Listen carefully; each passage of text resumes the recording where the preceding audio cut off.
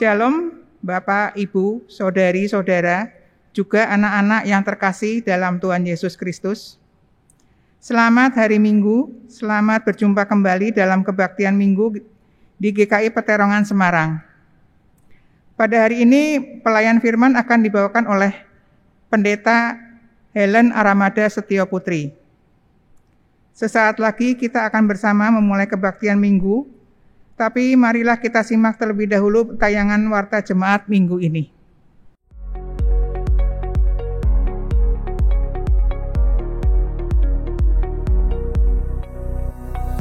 Mari ikuti bersama Family Fun Night Komisi Dewasa hari ini pukul 18 waktu Indonesia Barat melalui Zoom. Acaranya ada renungan, kuis dan permainan yang bisa diikuti bersama keluarga. Tersedia hadiah yang menarik. Segera daftar melalui 0816 668 508 atau 0895 0994 2659 atau 0819 3191 6091. Kelas katekisasi khusus kembali dibuka setiap hari Minggu pukul 10 sampai dengan 12 waktu Indonesia Barat selama 4 kali pertemuan. Kelas ini akan dimulai pada Minggu 7 Februari 2021 secara tatap muka dengan protokol kesehatan yang ketat di aula lantai 4. Kelas ini diperuntukkan bagi mereka yang sudah menerima baptis dewasa dari gereja Katolik atau gereja-gereja lain yang tidak seajaran dengan GKI, seperti GBI, JKI, GPDI, GKMI, Gereja Baptis, dan lain sebagainya, dan ingin pindah menjadi anggota GKI. Mari kita ikuti live event Malam Puji dan Doa online bersama para pengerja GKI Peterongan Semarang. Kamis 28 Januari 2021 pukul 18.30 waktu Indonesia Barat. Ditayangkan live melalui kanal YouTube GKI Peterongan Semarang. Pelayan firman Pendeta Emeritus Wibisono Siswanto. Di bagian akhir akan ada doa syafaat yang mendoakan langsung permohonan atau ungkapan syukur jemaat. Saudara dapat mengirimkan pokok doa melalui fitur live chat di YouTube. Mari ikuti bersama Bible Fest 2021. Insight dengan tema 3 pribadi, 1 hakikat, kupas tuntas Trinitas dengan sederhana, namun mendalam. Pada hari Selasa 2 Februari 2021, pukul 18.30 sampai selesai. Dengan pembicara Pendeta Binsar Jonathan Pakpahan dari Sekolah Tinggi Filsafat Teologi Jakarta. Masih di rumah aja. Melalui aplikasi Zoom, melalui live streaming di kanal YouTube GKI Peterongan, juga melalui audio streaming di radio.gkipeterongan.org. Gratis, tidak dipungut biaya apapun. Lihat info lebih lanjut pada warta, situs dan media sosial resmi GKI Peterongan atau pada publikasi yang disebarluaskan. Kiranya Tuhan memberkati kita sekalian.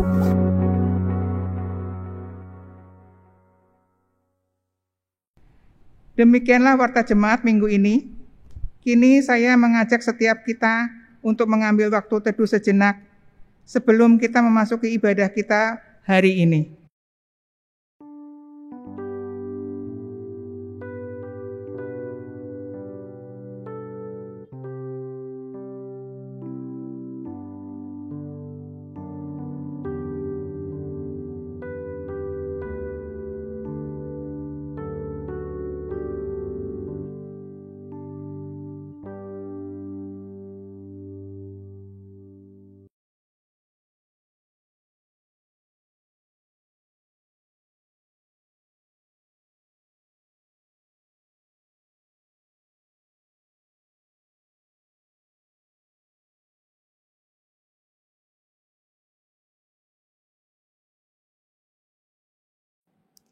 Jemaat Tuhan, ibadah kita hari ini berlangsung di dalam nama Allah Bapa, Anak, dan Roh Kudus.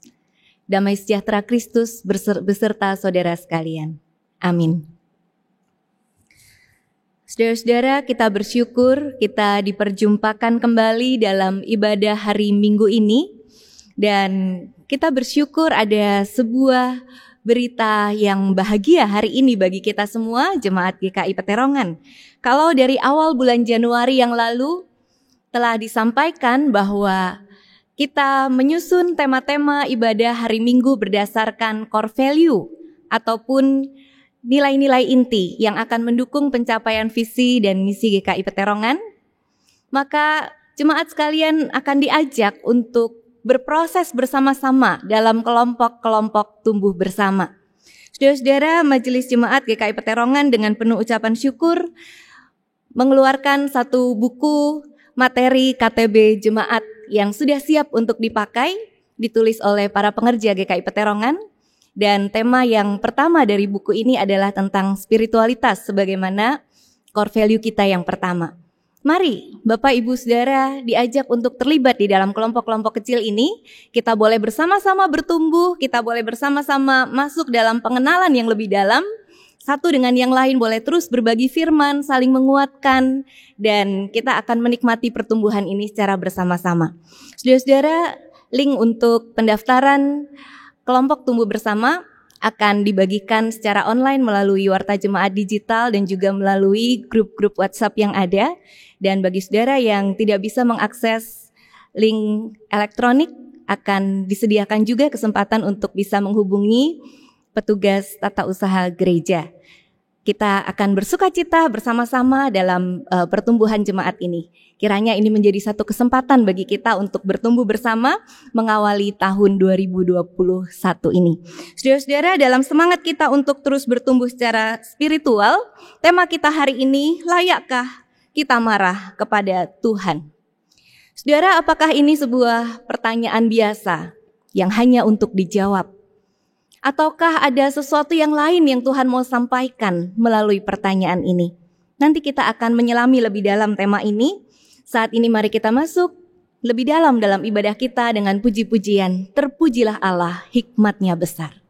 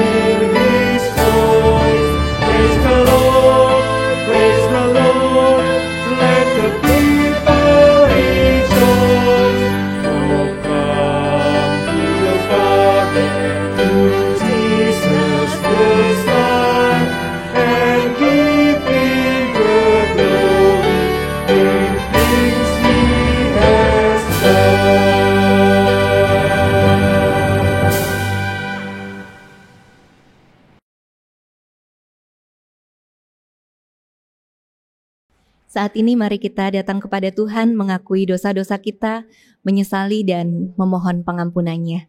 Mari kita berdoa. Tuhan, kami bersyukur memiliki Allah yang hikmat-Nya besar. Engkau sungguh Allah yang selalu peduli di dalam kehidupan kami. Engkau merancang segala sesuatunya dengan sungguh amat baik. Tetapi seringkali dalam keterbatasan kami untuk mengerti maksud Tuhan, kami sering tidak bisa memahami maksud-maksud Tuhan ketika satu dan yang lain peristiwa terjadi di luar keinginan kami. Dengan hikmat kami yang sempit, kami mudah berprasangka kepada Tuhan. Kami mudah bertanya-tanya, kenapa Tuhan mengizinkan ini dan itu terjadi dalam hidup kami. Bahkan mungkin juga kami pernah marah kepada Tuhan. Ya Tuhan, saat ini kami datang merendahkan hati kami di hadapan-Mu, mengakui diri kami dalam segala keterbatasan kami. Sungguh kami tak sanggup menyelami hikmat Tuhan. Oleh karena itu kami mau terus hidup dituntun dengan hikmat-Mu Tuhan.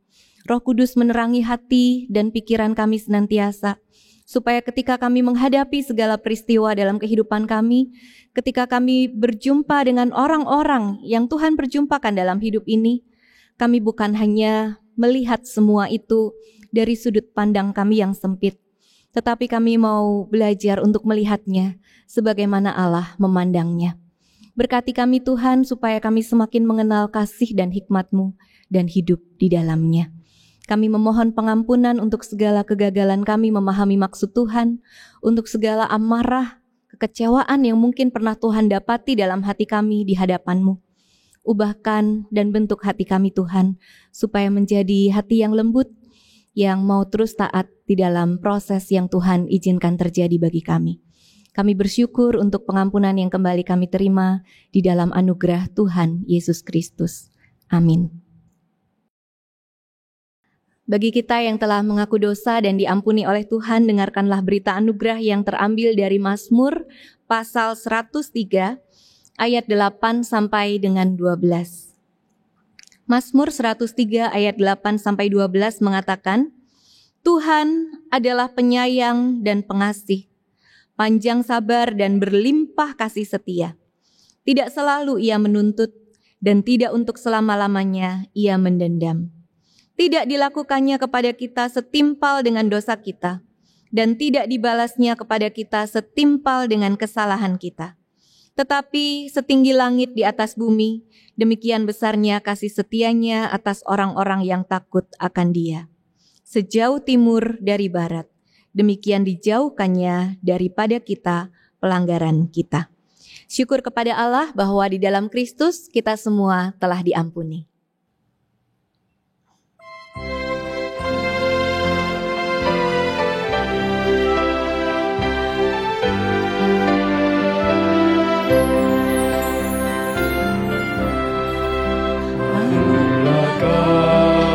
Dia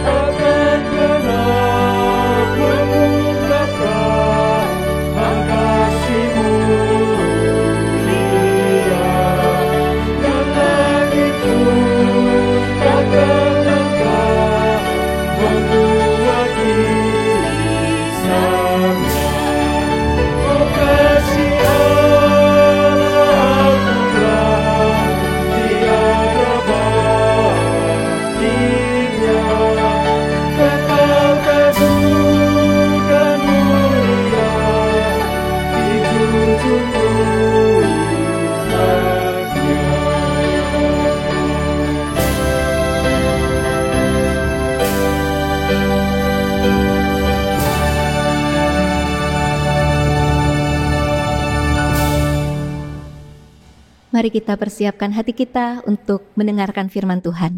Kita berdoa. Tiba saatnya kami mau kembali mendengarkan sabda kebenaran-Mu ya Tuhan. Tolonglah kami untuk bukan hanya belajar semakin mengerti, tetapi kami mau belajar semakin menghidupi firman itu di dalam kehidupan kami.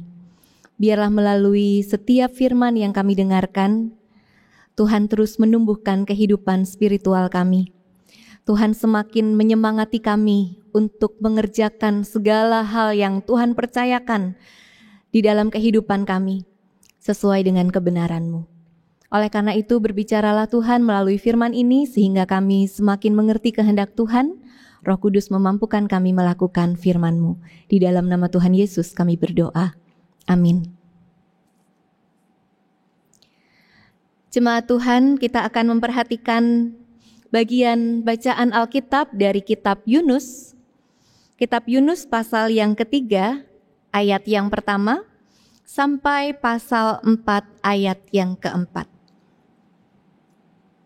Yunus 3 ayat 1 sampai 4 ayat 4 mengatakan demikian.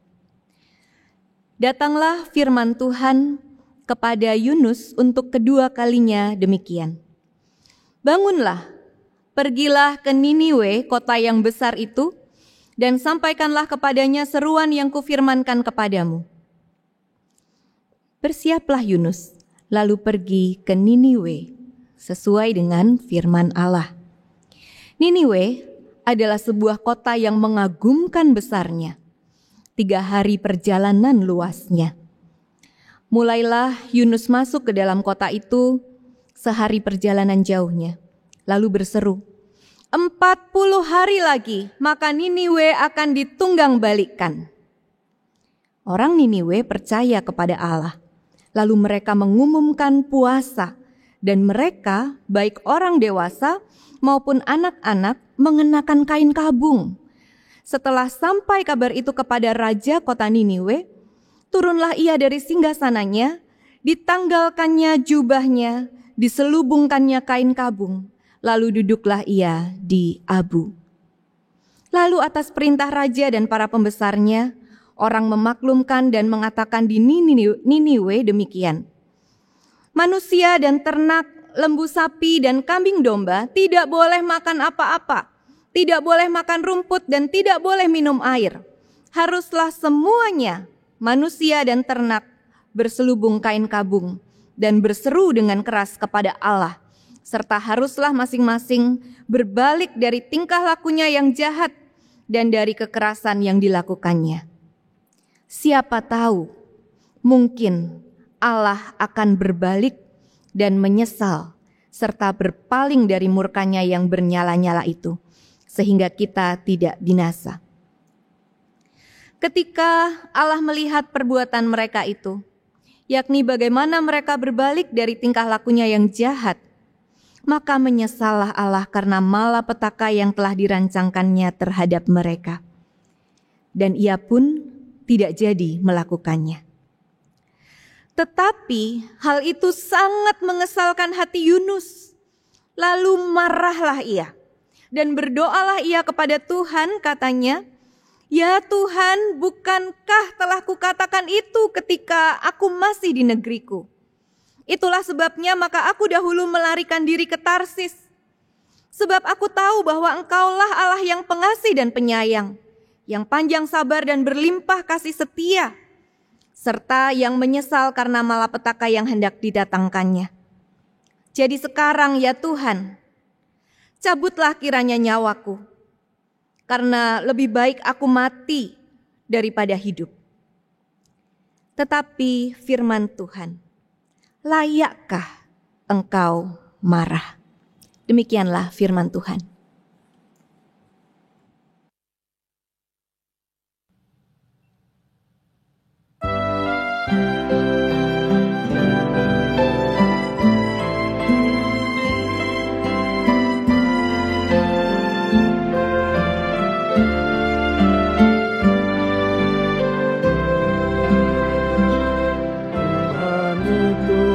Pengasih dan penyayang,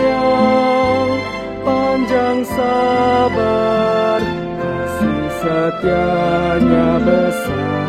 Tuhan itu baik bagi semua orang, penuh rahmat terhadap semua ciptaannya. Tuhan itu pengasih dan penyayang, panjang sabar, kasih setianya besar. Tuhan itu baik bagi semua orang, penuh rahmat terhadap semua ciptaannya.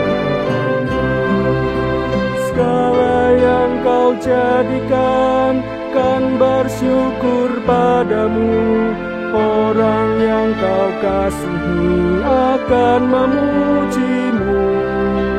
Kan mereka kabarkan kemuliaan kerajaanmu, keperkasaanmu pada anak manusia. Tuhan itu pengasih dan penyayang, panjang sabar, kasih setianya besar. Tuhan itu baik bagi semua orang, penuh rahmat terhadap semua ciptaannya.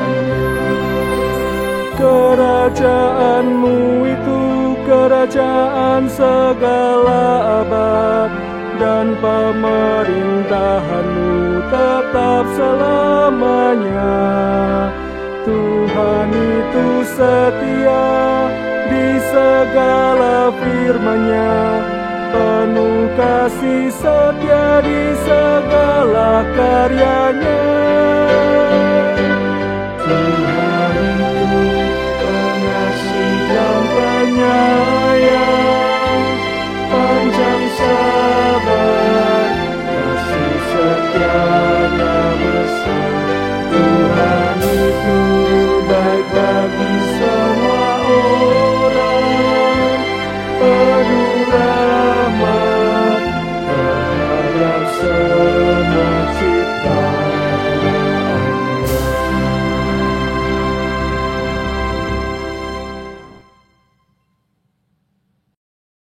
Saudara-saudara, hari ini kita membaca kisah tentang Yunus.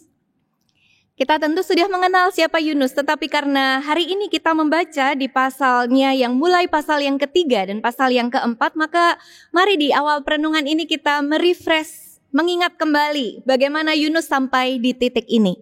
Kita mengetahui awal mula kisah ini, di mana Tuhan mengutus Yunus untuk pergi ke Niniwe, untuk memberitakan tentang pertobatan. Tetapi Yunus menolak, dia mengambil arah yang berbeda, ia menuju ke Tarsis. Ia lari dari panggilan Tuhan. Dari situ ada sebuah insiden yang terjadi di dalam kapal. Ketika Yunus dalam perjalanan ke Tarsis, di kapal itu ada badai di lautan bergelora. Ada sebuah fenomena alam yang tidak biasa yang mengombang-ambingkan kapal itu, dan orang-orang mulai berpikir ini pasti ada sesuatu yang salah di kapal ini. Singkat cerita, mereka membuang undi dan keluarlah nama Yunus. Akhirnya ia dibuang, dilemparkan keluar dari kapal itu ke lautan. Atas penentuan Tuhan, Yunus dimakan seekor ikan yang besar. Apa yang terjadi dengan lautan? Teduh, badai berhenti. Yunus masuk dalam perut ikan. 3 hari 3 malam di dalam perut ikan. Yunus berdoa. Dia berdoa, dia berseru-seru kepada Tuhan. Lalu atas penentuan Tuhan juga sesudah 3 hari 3 malam itu, ikan itu memuntahkannya keluar. Yunus selamat. Ia keluar dari perut ikan, ia kembali mendapatkan tugas yang sama dari Tuhan untuk kali yang kedua. Pergi ke Niniwe, beritakan tentang seruan pertobatan. Dan kali ini dia berangkat. Dan ketika dia berangkat ke Niniwe, dia menyerukan seruan pertobatan tadi yang kita baca di pasal yang ketiga. Orang-orang di Niniwe ini kemudian percaya kepada Tuhan. Mereka bertobat, mereka berpuasa, mereka menyesal, mereka berbalik dari tingkah laku mereka yang jahat. Kalau saudara-saudara baca pada bagian selanjutnya, penduduk Niniwe lebih dari 120.000 orang. Saudara-saudara, andaikan cerita ini berhenti di sini, ya, orang-orang ini bertobat, mereka selamat dari hukuman Tuhan.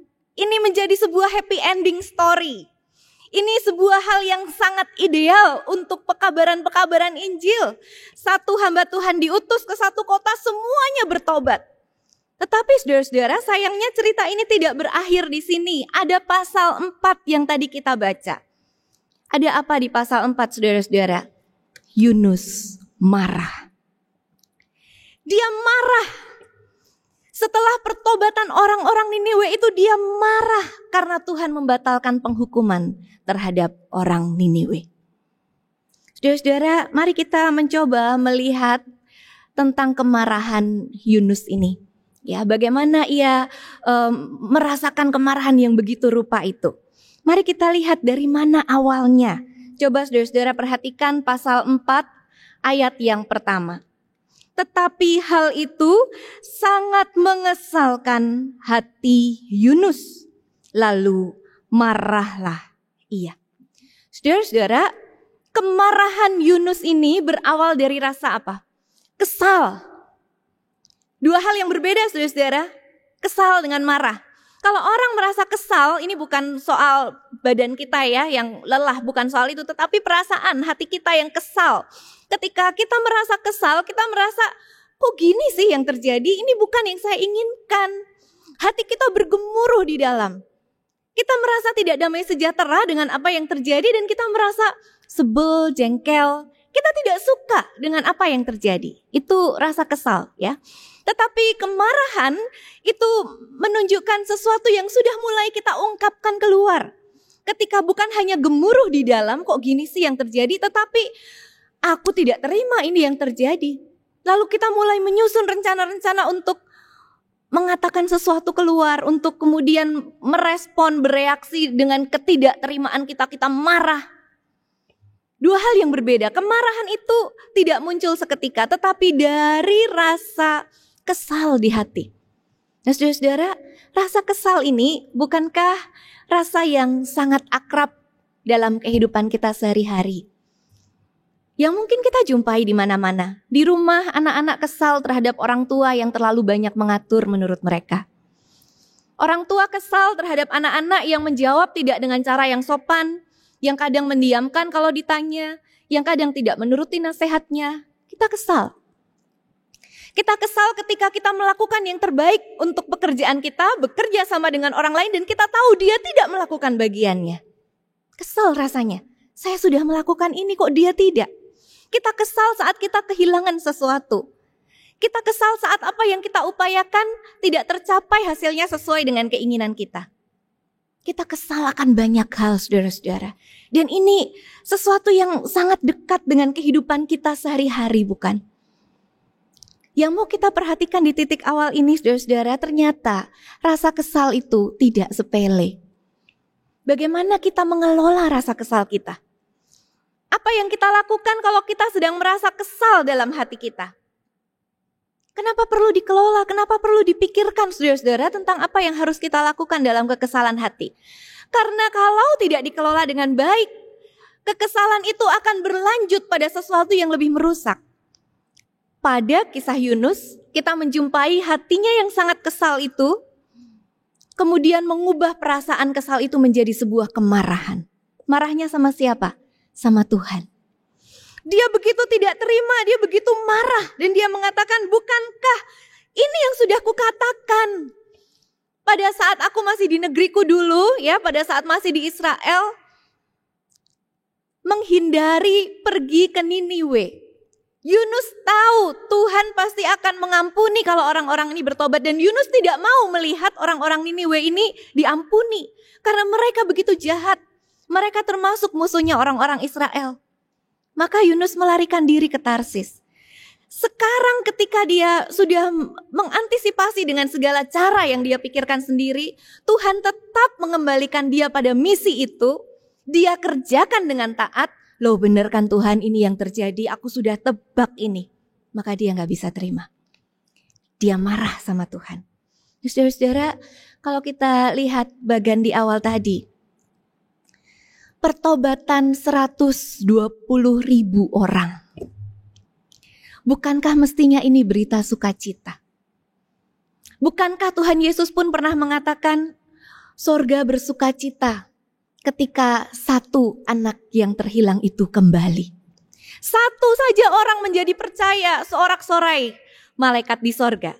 Ini 120.000 orang yang tidak tahu membedakan tangan kanan dan kiri, yang tidak tahu membedakan kebenaran dan hal yang salah. Mereka bertobat dan Yunus tidak bersukacita, saudara-saudara.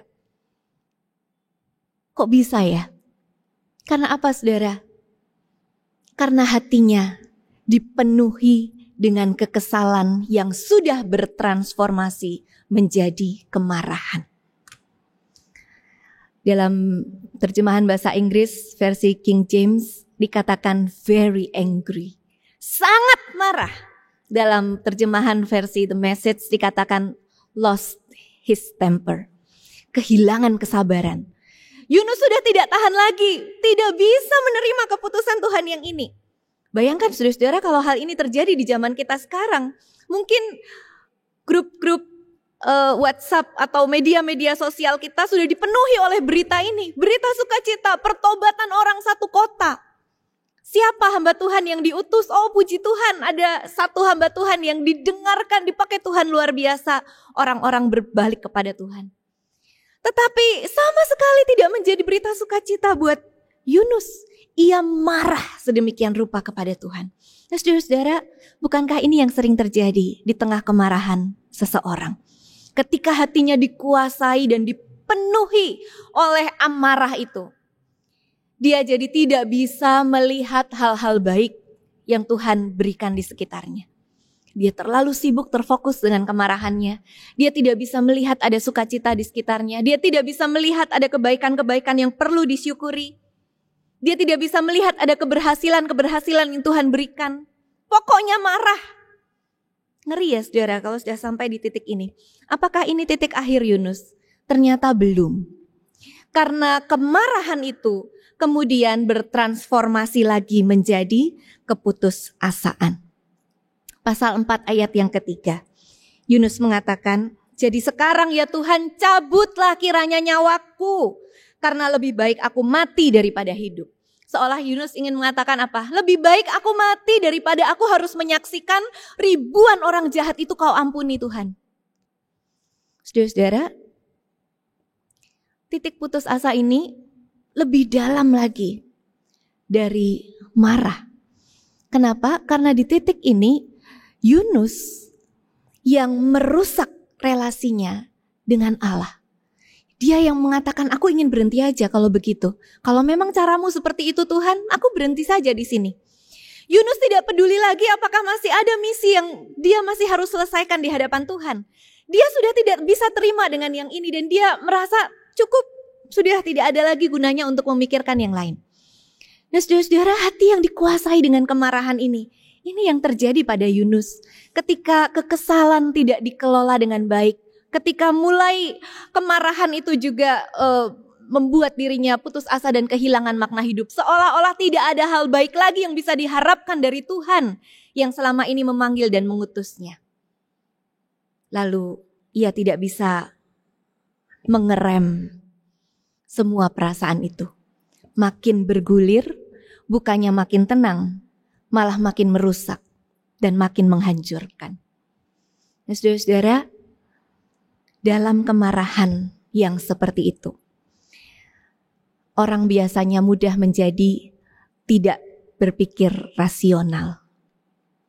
Dalam kemarahan yang berkecamuk dalam seluruh aspek hidupnya ya, ketika amarah itu bukan sekedar dirasakan tetapi diizinkan untuk memegang kendali dalam dirinya, mengendalikan pikirannya, perasaannya, kata-katanya, sikapnya, keputusan-keputusannya, maka sulit untuk berpikir rasional. Ini seperti sebuah kisah seorang yang dengan sukacita ingin memindahkan sebuah tanaman yang ada dalam pot. Karena tanaman ini sudah begitu besar, ia ingin pindahkan itu di dalam tanah. Dilepas dari potnya, dipindahkan, ditanam di tanah. Untuk itu dia harus menggali tanah itu. Dia menggali tanah itu dengan sukacita, dengan pengharapan bahwa pohon ini ketika akan dipindahkan nanti, ia akan bertumbuh dengan semakin baik. Tetapi tengah-tengah dia menggali, saudara-saudara, dia bertemu dengan permukaan yang sangat keras. Dan dia terus mencoba untuk menggali dan dia angkat, ternyata itu sebuah bongkahan batu yang cukup besar dan berat. Dan itu membuat hatinya begitu kesal. Dia tidak membayangkan ada batu yang begitu besar ada di situ yang menghalangi penggaliannya. Dan dia berhasil mengeluarkan batu itu, tetapi amarah itu masih tinggal dalam hatinya. Kekesalan itu masih menguasai dia dan dia melanjutkan untuk menggali dan menggali tanpa terkendali lagi sampai akhirnya dia kelelahan. Dan di titik di mana dia merasa lelah itu, dia baru menyadari dia tidak bisa keluar dari lubang itu tanpa pertolongan orang lain.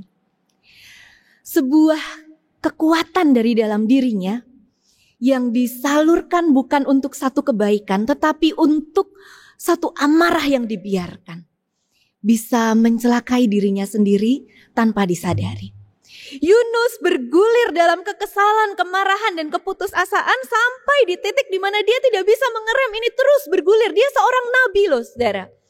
Dia seorang yang dipilih Tuhan, utusan Tuhan untuk memberitakan firman. Tetapi firman yang selama ini dia ketahui tidak bisa menolong dia untuk beranjak keluar dari kendali kekesalan hati itu. Ia membutuhkan pihak luar untuk mengerem.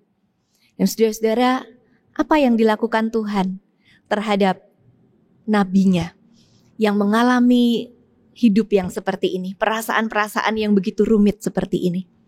Ternyata Tuhan mengerem perasaan-perasaan Yunus itu.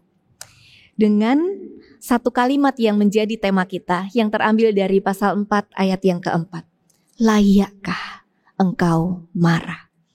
Jadi saudara-saudara, pertanyaan ini bukan sebuah pertanyaan yang sekedar diberikan kepada Yunus karena Tuhan pengen tahu apa jawaban Yunus. Pertanyaan ini ditempatkan oleh Tuhan ketika itu karena ini perlu menjadi satu rem untuk Yunus bisa berdiam, mengevaluasi diri, berpikir lebih tenang, dan mulai mengeluarkan dirinya dari jerat kekesalan, kemarahan, dan keputusasaan itu. Layakkah engkau marah? Tuhan ingin menahan supaya putus asanya tadi itu tidak berlanjut lagi menjadi sebuah tindakan yang mencelakai diri dan sebagainya. Sudah cukup, stop sampai di sini. Pikirkan sesuatu. Belajar hal baru. Layakkah engkau marah?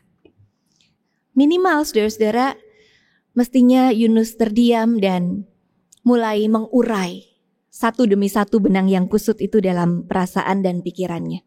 Tetapi kalau kita baca bagian selanjutnya, saudara, apa yang dilakukan oleh Yunus? Yunus meninggalkan kota Niniwe. Dia beranjak pergi dari kota itu. Dia pergi ke satu tempat di mana dia bisa memandang kota Niniwe itu dengan bebas. Terhampar di depannya. Dan dia tinggal di situ untuk satu tujuan, saudara-saudara, untuk melihat apa yang akan terjadi pada kota Niniwe itu. Nah, saudara-saudara, ternyata perasaan kesal, marah, putus asa ini sudah begitu besar dalam diri Yunus dan tidak mudah untuk direm bahkan oleh Tuhan. Bahkan ketika Tuhan mencoba untuk stop perasaan ini dengan pertanyaan layakkah engkau marah, itu masih berkecamuk di dalam hati Yunus sehingga dia masih mengharapkan kota Niniwe ini dihancurkan, ditunggang balikkan. Kenapa dia meninggalkan kota itu? Karena kalau sampai Tuhan menunggang balikkan kota itu, dia tidak akan ikut celaka.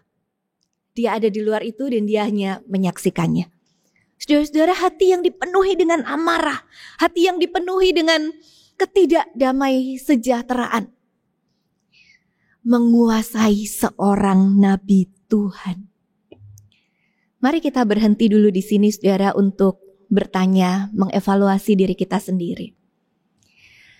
Kapan terakhir kali kita ingat Tuhan menempatkan peristiwa-peristiwa tertentu dalam hidup kita untuk menjadi sebuah rem bagi kita, supaya kita tidak terus-menerus bergumul dalam dosa, supaya kita tidak terus-menerus melanjutkan niat jahat kita, supaya kita tidak terus-menerus masuk dalam jeratan kekesalan, amarah, keputusasaan yang akan bisa terus berlanjut. Dan apakah kita mendengarkan? Apakah kita bisa di-stop dalam perasaan-perasaan itu? Saat kita ingin melakukan sesuatu yang kita tahu itu tidak baik, tapi hati kita dikuasai oleh sebuah keinginan besar. Hati kita mengingat, pikiran kita juga mengingat. Firman Tuhan mengatakan, jangan membalas. Pembalasan itu hak Tuhan. Tetapi keinginan untuk membalas itu begitu besar, menguasai kita. Tunggu Tuhan, ini sudah keterlaluan. Aku akan melakukan untuk yang kali ini. Di stop sama Tuhan, kita gak peduli. Kita punya perasaan yang jauh lebih besar dari itu untuk membalas. Ketika kita berdoa, Tuhan berkati aku, berkati keluargaku, berkati pekerjaanku, berkati seluruh aspek kehidupanku. Sedikit persoalan Tuhan izinkan terjadi, kita sudah merusak sendiri kesehatan kita, relasi dengan orang-orang terdekat kita, dengan amarah yang begitu rupa kita menyakiti. Direm sama Tuhan, mau dengar? Firman-firman yang kita dengarkan mungkin juga belum tentu bisa langsung masuk dalam hati kita, dalam suasana amarah yang begitu besar. Saudara-saudara, maka di sini kita tidak hanya akan melakukan penilaian, kita tidak akan menghakimi Yunus itu sebagai nabi kok seperti itu. Kita mau mengevaluasi diri kita. Mungkinkah ini juga persoalan kita? Ketika perasaan-perasaan itu tidak lagi bisa kita kendalikan, saudara-saudara, kita terjerat di sana dan mulai mengabaikan kata Tuhan. Kita mulai tidak peduli lagi dengan kata Tuhan, dengan rencana Tuhan, dengan panggilan Tuhan. Nah, saudara, mari kita kembali pada kisah Yunus tadi. Perhatikan ini, saudara-saudara, bahkan terhadap seorang nabi Tuhan, terhadap Yunus yang tidak bisa menerima keputusan kasih ilahi yang seperti itu, apa yang Tuhan lakukan, saudara? Tuhan tetap berusaha untuk memperkenalkan kasih-Nya. Tuhan tetap berdialog dengan Yunus untuk kasih tahu, ini loh kasihku tuh seperti ini. Ini loh yang ada dalam hatiku tuh seperti ini. Orang-orang Niniwe itu juga berharga di hadapanku. Sampai Tuhan pakai banyak cara, saudara-saudara. Kalau kita baca dalam bagian selanjutnya, Tuhan menghadirkan pohon jarak. Tuhan menumbuhkan pohon itu untuk menjadi perteduhan bagi Yunus. Tetapi juga mengizinkan seekor ulat menggerogotinya, sampai pohon itu tidak lagi bisa menjadi naungan bagi Yunus. Dan Yunus marah. Kalau terhadap pohon itu saja Yunus marah. Kalau Yunus menyayangi pohon itu, bagaimana hati Tuhan tidak menyayangi 120.000 orang lebih yang hidupnya semula di dalam kejahatan. Tuhan itu berdialog dengan Yunus. Dia tidak menghukum langsung ya Yunus dengan kamu tidak mau setuju dengan keputusanku maka aku menghukum kamu. Tidak. Tetapi dialog ini dilakukan oleh Tuhan supaya Yunus ini bertumbuh, semakin berhikmat, keluar dari pikirannya yang sempit, belajar untuk mengerti hati Tuhan lebih dalam. Nah, saudara-saudara, meskipun Yunus marah, meskipun Yunus merasa sangat terganggu dengan keputusan Tuhan, Tuhan tetap sabar menolong Yunus untuk membereskan hatinya, untuk mengelola kekesalan dan kemarahannya. Allah dan kuasa yang sama akan melakukan itu terhadap kita. Kalau kita membawa kekesalan, rasa marah kita di hadapan Tuhan, kita akan tahu bagaimana harus menyikapi semuanya. Supaya apa yang kita rasakan itu tidak merusak.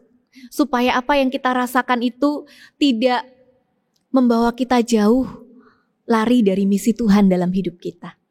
Saudara-saudara, kalau Tuhan mau menolong Yunus untuk mengurai satu demi satu perasaan-perasaan yang menjerat hatinya. Kita mungkin bertanya-tanya, kenapa Tuhan pakai cara yang lama? Kenapa begitu rumit? Kenapa Tuhan tidak langsung saja dengan mujizatnya bikin Yunus ini bisa mengerti bahwa itu kasih Tuhan? Ternyata Tuhan tidak pakai cara itu, saudara-saudara. Tuhan pakai sebuah dialog untuk menuntun dan mengurai kekesalan hati Yunus. Dia tidak langsung dibuat lega, melainkan ditolong untuk berproses mengurai sendiri kekusutan hatinya itu. Dia dituntun untuk belajar bertanggung jawab atas setiap perasaannya. Dia ditolong untuk menumbuhkan kedewasaan menuju ketenangan batin yang sejati. Jadi tidak dengan sekejap mata diubahkan oleh Tuhan memang. Tetapi Tuhan mau Yunus ini ikut berproses dalam semua perasaan itu. Dan itu juga bukan yang Tuhan inginkan dari kita. Bukan sekedar menjawab dengan cepat ya. Apakah kita layak marah sama Tuhan atau tidak. Tetapi biarlah itu menjadi sebuah rem dalam hati kita, dalam pikiran kita untuk kembali memfokuskan hidup kita. Apakah kita sudah sampai di titik mengerti kehendak Tuhan? Apakah kita masih terjerat dengan begitu banyak perasaan ini? Mari uraikan itu bersama dengan Tuhan. Nah, saudara-saudara, itu tentang kekesalan. Bisa menjadi kemarahan, keputusasaan, dan menjerat menjadi kita lari dari misi Tuhan. Tetapi yang kedua, saudara-saudara, yang ada juga pada Yunus, kita lihat dalam kisahnya, yaitu seputar keegoisan. Yunus sebagai nabi Tuhan, saudara, dia baru saja diselamatkan oleh Tuhan dari lautan yang bergelora. Dia baru saja diselamatkan oleh Tuhan dari dalam perut ikan. Ketika dia keluar dengan selamat, ya setelah dia berdoa juga berseru-seru kepada Tuhan di perut ikan itu, ketika dia keluar dengan selamat, dia tidak bisa menerima kenyataan bahwa orang lain diselamatkan oleh Tuhan. Dia pengen Niniwe itu hancur, binasa. Yunus baru saja mendapat kesempatan kedua, tapi dia tidak bisa melihat orang Niniwe mendapatkan kesempatan kedua dari Tuhan. Saudara-saudara, bukankah ini juga banyak terjadi, menjadi persoalan di dalam kehidupan orang percaya? Ketika kita selalu mengharapkan berkat Tuhan terjadi dalam hidup kita, tetapi betapa sedih, betapa kecewanya kita ketika kita melihat ternyata orang yang kita tidak sukai diberkati Tuhan. Ternyata orang lain mendapatkan sesuatu yang kita lihat lebih dari kita. Ketika bagi kita, Tuhan seolah terlalu baik untuk orang itu dan tidak adil bagi kita. Ketika kita hanya mau terus menerima yang baik, tetapi kita tidak bisa melihat Tuhan berbuat kebaikan pada orang lain. Bahkan saudara-saudara, kalau kita lihat di akhir pasal yang keempat, Yunus marah lagi kepada Tuhan ketika pohon jarak itu musnah, ya. Dan ketika dia marah lagi sama Tuhan, Tuhan tanya lagi, layakkah engkau marah? Dan kali ini Yunus langsung menjawab, selayaknya lah aku marah. Saudara-saudara, bukankah pohon jarak itu pun Tuhan yang menumbuhkannya? Bukankah perjalanannya sebagai seorang nabi itu juga adalah anugerah Tuhan? Bagaimana mungkin Yunus dikuasai bukan hanya oleh kekesalan hati tetapi juga oleh keegoisannya. Kenyamanannya hilang. Yang tadinya menjadi perteduhannya sudah tidak ada lagi. Dan dia merasa sebetulnya dia layak mendapatkan fasilitas itu. Dia layak mendapatkan berkat itu. Kenapa Tuhan ambil? Dia terfokus pada kenyamanannya. Sehingga ketika kenyamanan yang dia rasakan itu diambil, dia begitu kecewa. Dan dia tidak pedulikan yang lain. Kalau kita bertanya lagi bagaimana mungkin Yunus mengasihi atau menyayangi pohon jarak itu. Dan dia tidak bisa mengerti Tuhan mengasihi orang Niniwe. Oh, mungkin Yunus bukannya menyayangi pohon jarak itu, tetapi dia menyayangi dirinya sendiri dalam keegoisan. Dia tidak bisa membiarkan dirinya kehilangan sesuatu. Nah, saudara-saudara, mungkin juga ini bukan sekedar keegoisan, tetapi sebuah sikap eksklusivisme. Sebuah sikap merasa bahwa dirinya adalah pihak yang benar dan pihak yang harus atau layak lebih diberkati. dan orang di luar dirinya tidak. Para penafsir kitab Yunus menyoroti Yunus 1 ayat 9, saudara-saudara. Di Yunus 1 ayat 9 ini adalah pertama kalinya Yunus dicatat bersuara dalam sepanjang kitab Yunus. Dan ketika dia pertama kali membuka mulutnya, dia mengatakan, "Aku ini seorang Ibrani, aku takut akan Tuhan." Yang pertama kali keluar dari mulutnya adalah sebuah identitas yang dipegangnya dengan penuh kebanggaan. Dia adalah orang Ibrani dan takut akan Tuhan. Dia adalah orang Israel, bagian dari umat pilihan Tuhan. Dan dia merasa ini adalah sebuah kebanggaan baginya. Umat perjanjian yang layak menerima petunjuk dari Tuhan. Bangsa yang terpilih. Orang-orang yang lain di luar Israel tidak sepenting orang Israel.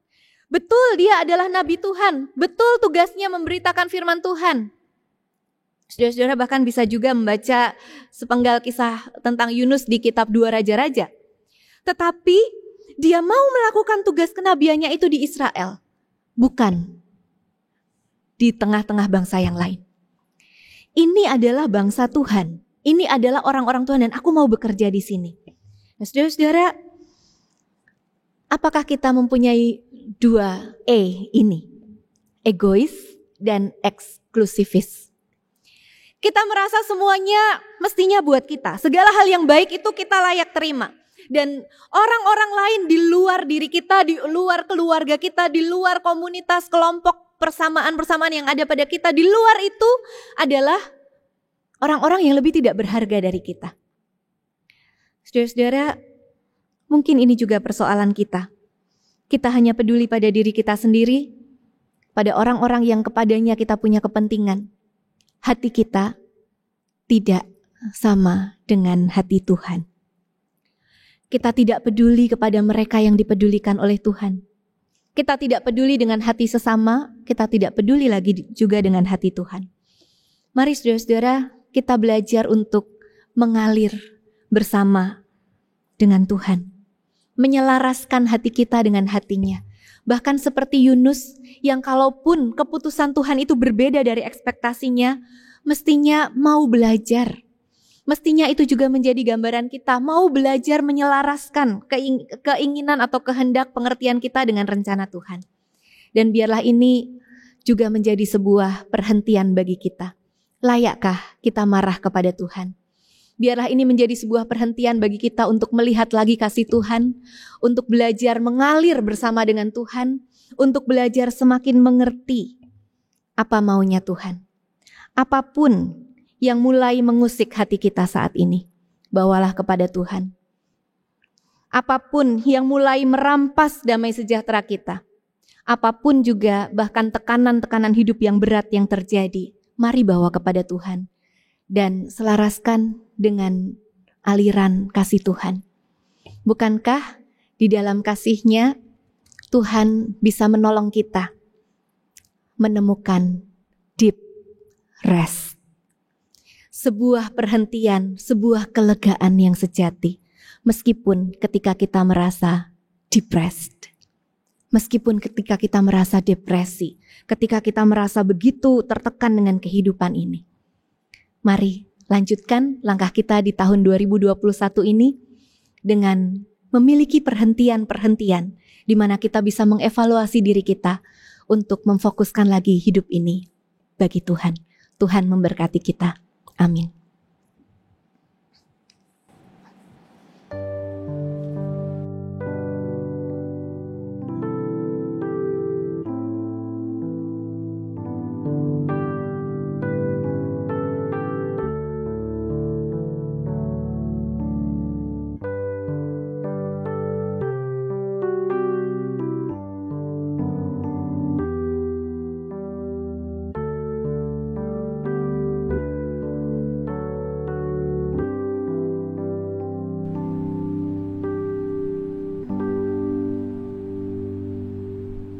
Marilah dengan hati yang terarah pada Kristus, kita ikrarkan kembali janji baptisan kita menurut pengakuan iman rasuli yang berbunyi demikian. Aku percaya kepada Allah, Bapa yang Maha Kuasa, Khalik langit dan bumi, dan kepada Yesus Kristus, Anak yang tunggal Tuhan kita, yang dikandung dari Roh Kudus, lahir dari anak darah Maria, yang menderita sengsara di bawah pemerintahan Pontius Pilatus, disalibkan, mati dan dikuburkan, turun ke dalam kerajaan maut. Pada hari yang ketiga, bangkit pula dari antara orang mati, naik ke surga, duduk di sebelah kanan Allah, Bapa yang Maha Kuasa. Dan dari sana ia akan datang untuk menghakimi orang yang hidup dan yang mati.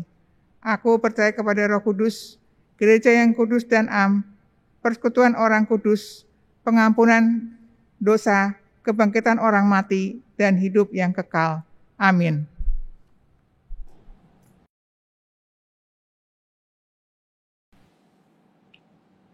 Mari kita datang kepada Tuhan membawa doa syafaat kita. Kita berdoa. Terima kasih Tuhan, kalau kami boleh mengevaluasi diri kami sendiri di hadapan firman Tuhan, di mana kami seringkali mengabaikan rem yang Tuhan hadirkan, yang Tuhan ingin kami mengendalikan segala sesuatunya sesuai dengan kehendak Tuhan, tetapi seringkali ego kami, keinginan-keinginan kami menjadi lebih besar dari itu. Tuhan, tolong kami untuk boleh menghidupi firman ini, memegangnya di dalam seluruh perjalanan hidup kami ke depan. Tolong kami untuk menyerahkan segala keresahan, apapun yang terjadi dalam kehidupan kami ke dalam tangan Tuhan, sehingga bukan dengan kekuatan kami sendiri kami menjalani hidup ini, tetapi dengan Tuhan, sumber kekuatan kami yang sejati. Ketika ada saat-saat di dalam kehidupan ini, Tuhan izinkan hal-hal yang membuat kami merasa tidak nyaman. Tolong kami untuk berproses melaluinya. Ketika kami harus memaafkan, ketika kami harus belajar untuk melihat sesuatu dari sisi-sisi yang berbeda, ketika kami harus bekerja dengan lebih keras, ketika kami harus belajar menerima kehilangan. Banyak hal yang lain yang Tuhan mungkin hadirkan dalam kehidupan kami yang membuat kami merasa tidak nyaman. Tetapi tolong kami Tuhan untuk kami tidak terbelenggu dalam amarah, apalagi marah kepada Tuhan. Tolong kami untuk menyadari siapa kami di hadapan Tuhan. Tolong kami untuk bisa menyerahkan kendali hidup ini dalam kuasa Roh Kudus.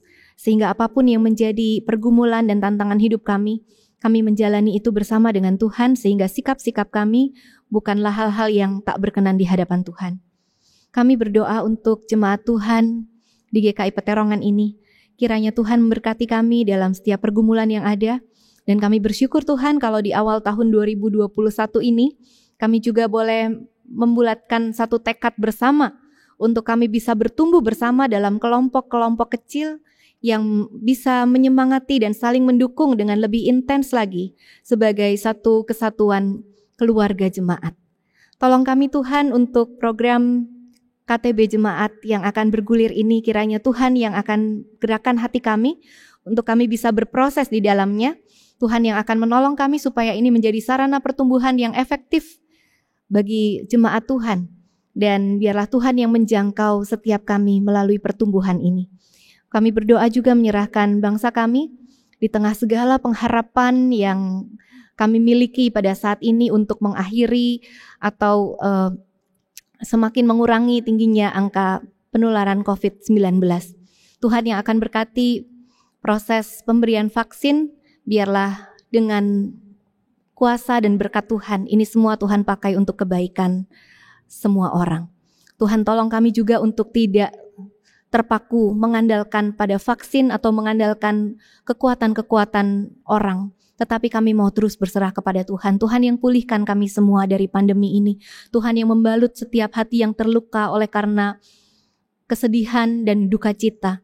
Tuhan yang akan pulihkan mereka yang masih terbaring di dalam keadaan sakit mereka. Tuhan juga yang akan berkati pemerintah kami untuk boleh mengambil langkah-langkah yang strategis dan bijaksana.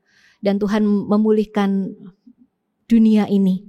Tuhan yang akan berkati supaya kami semua boleh terus hidup di dalam belas kasihan Tuhan, mengingat akan anugerah Tuhan. Kami menyerahkan kehidupan kami ini untuk terus Tuhan pimpin. Berkatilah kami ya Tuhan. Kami berdoa dan berserah di dalam nama Tuhan Yesus Kristus yang mengajar kami menaikkan doa Bapa kami.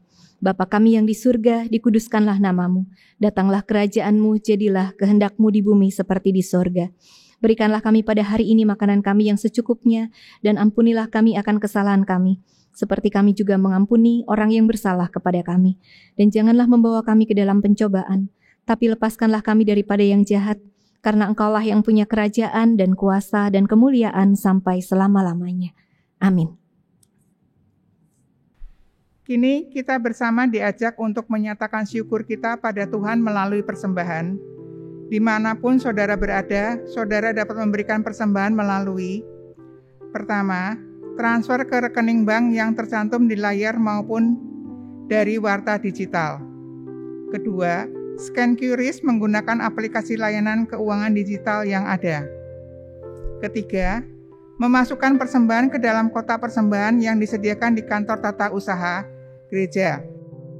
Keempat, apabila saudara memberikan persembahan melalui transfer ATM atau QRIS, tambahkan kode unik pada 2 digit terakhir nominal persembahan saudara. Informasi kode unik dapat Anda temukan pada warta digital. Sebagai pengingat bagi kita semua, saya akan bacakan nats yang saya ambil dari 1 Tawari 29 ayat 17. Aku tahu ya Allahku, bahwa Engkau adalah penguji hati dan berkenan kepada keikhlasan. Maka aku pun mempersembahkan semuanya itu dengan sukarela dan tulus ikhlas. Dan sekarang umatmu yang hadir di sini telah kau lihat memberikan persembahan sukarela kepadamu dengan sukacita. Mari kita bersama berdoa. Tuhan, izinkan kami untuk mengucap syukur atas segala berkat dan penyertaan Tuhan pada kami. Saat ini kami akan memberikan persembahan sebagai tanda syukur dan terima kasih karena kami sudah banyak menerima berkat dari Tuhan. Biarlah segala jiwa dan mulut kami penuh dengan ucapan syukur dan mulialah nama-Mu ya Tuhan melalui seluruh hidup kami. Dengarlah doa kami ini ya Tuhan, hanya dalam nama Tuhan Yesus kami berdoa. Amin. Saudara, layakkah kita marah kepada Tuhan? Kiranya pertanyaan ini juga bisa terus bergema dalam hati kita, menjadi sebuah pengingat bagi kita akan kasih Tuhan yang luar biasa, kesabaran Tuhan yang luar biasa, yang akan terus menuntun kita untuk mengenal hatinya lebih dalam. Mari serahkan segala sesuatu yang berkecamuk dalam hati kita dalam tangan Tuhan, sehingga Ia boleh mengurainya dan menjadikan segala sesuatunya lebih baik. Kita pujikan, ya Allah, kasih-Mu besar.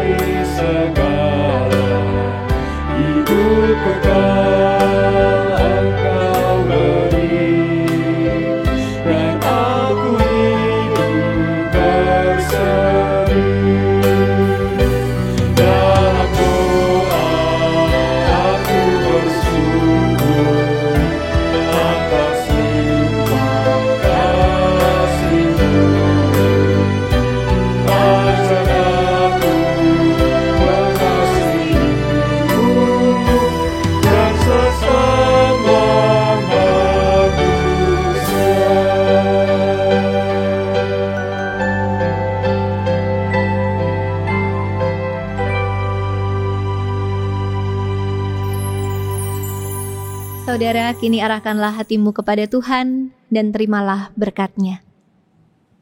Tuhan memberkati engkau dan melindungi engkau. Tuhan menyinari engkau dengan wajah-Nya dan memberi engkau kasih karunia. Tuhan menghadapkan wajah-Nya kepadamu dan memberi engkau damai sejahtera saat ini sampai selama-lamanya. Amin.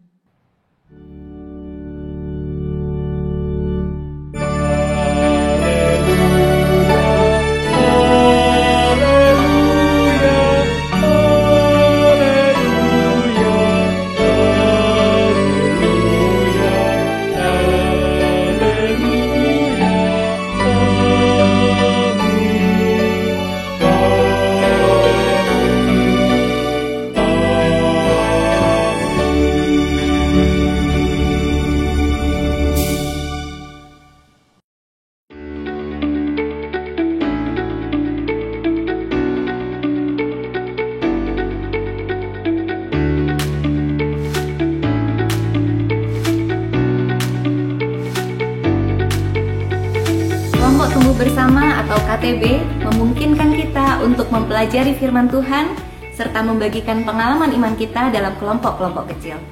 Melalui KTB, kita belajar bersama, bertumbuh bersama, saling menguatkan, dan saling mengenal lebih dalam sebagai keluarga besar Jemaat GKI Peterongan.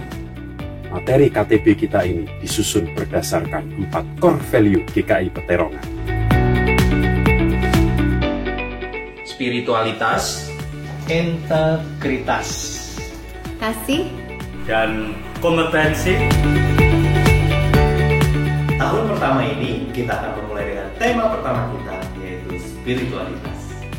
Meskipun saat ini KTB akan dilakukan secara online, kita tetap dapat merasakan persekutuan dan persaudaraan di dalam kasih Tuhan. Mari kita luangkan waktu sekali sebulan untuk ber-KTB.